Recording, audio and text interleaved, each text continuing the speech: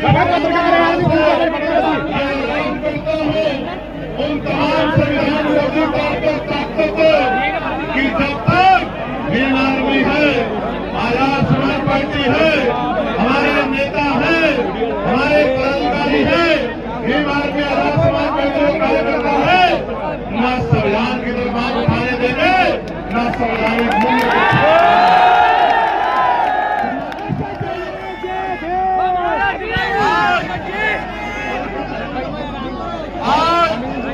इस मुजफ्फरनगर की धरती पर ये जो ऐतिहासिक जन सैलाब आया है, ये चेतावनी है दिल्ली और लखनऊ में बैठी सरकारों को कि आप शाम दाम दंड वैध यूज करके हमारा मनोबल गिराने की कोशिश कर सकते हो, लेकिन कामयाब नहीं। बहुत महत्वपूर्ण मोबाइल को बहुत महत्वपूर्ण और एक एक बार आपके माध्यम से आज दिल्ली तक जाएगी तो उसको रात को नींद नहीं आएगी। मेरी बात को हम याद रखें।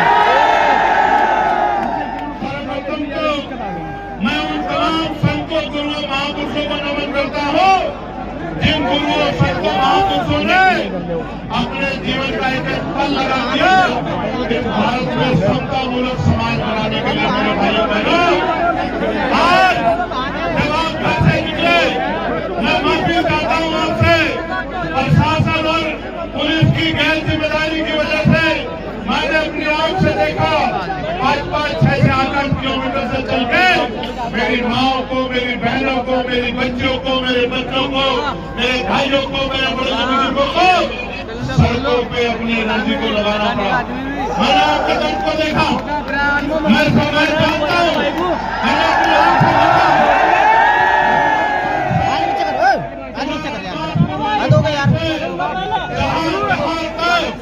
निगाह जाती थी ये नीले झंडे वाले आजाद समाज पार्टी के लोगों का खड़ा देखा। मैंने अपनी आंख से देखा कि मैं तो गाड़ी में आया, लेकिन मेरी बहनों, मेरी माए, मेरे नौजवान साथी, बड़े बुजुर्ग कंधे पे नीला झंडा लेके और हल्के हल्के पैरों से 1 घंटे में यहाँ पहुंचे। भाई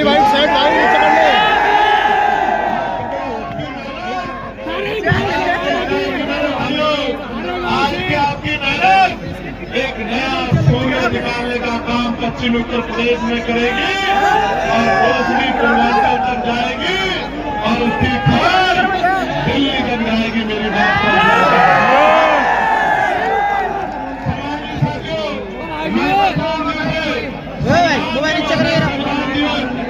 और याद करो, संविधान से पहले अपनी जिंदगी, संविधान के बाद की आज आपकी जिंदगी महसूस करो।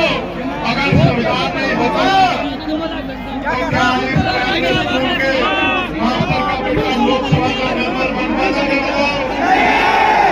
महत्वपूर्ण दिन है। छोटे भाई संविधान दिवस की 76वीं वर्षगांठ आप सबको बहुत बहुत बधाई देता हूँ।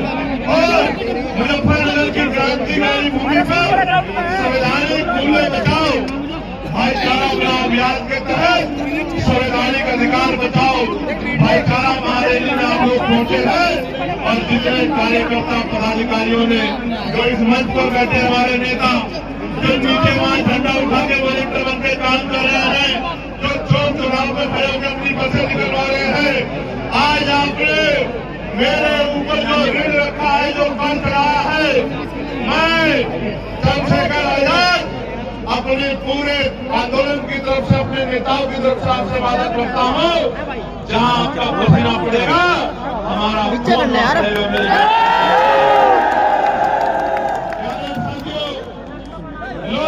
रैली करते हैं, बड़े बड़े साधन लगाते हैं और यहाँ तो आप अपने अपने साधनों से और एक एक पैसा जुटा के जिस तरह पहुंचे हैं, ये बात स्पष्ट करती है कि जब भी देश के संविधान में आप उठेगी, अम्बेडकरवादी सबसे आगे खड़े होकर संविधान की रक्षा करेंगे। इस देश में बड़ी विचारधारा काम कर रही है।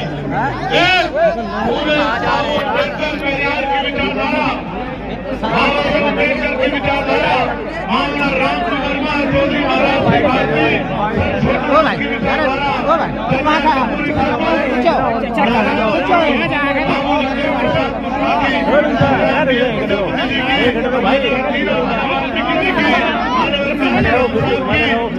मोदी जी की, गांधी जी की, सरकारी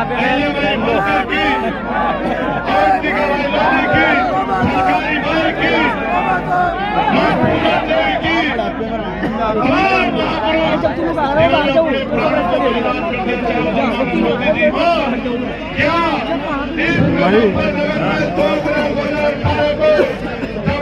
क्या को बताने के लिए आप सड़कों में निकले थे, मेरे आज भी याद है मेरे लोगों भाई थोड़ा देर करने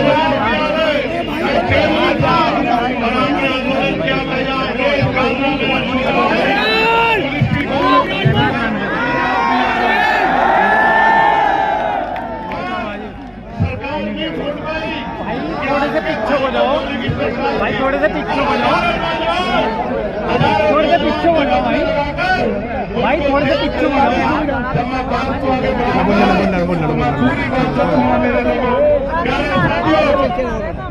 इन दोनों जो कोई राजकारण में रहेगा उसी को आगे बढ़ने का अवसर मिलेगा, और जो राजकारण में नहीं रहेगा उसको ये सरकारें कुचलने का काम करेंगी।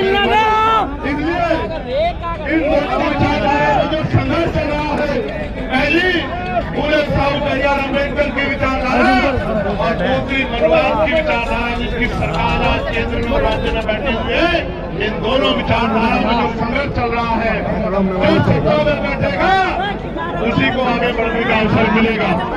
इस संघर्ष को यह आज का संघर्ष भी मेरे लोगों, जिसके लिए तमाम महापुरुषों ने, आप महामानव जगत गुरु सतगुरुदास जी ने, गुरु कबीर जी ने और पता नहीं कितने संतों ने कुर्बानियां दी है, और आज भी संघर्ष जारी है।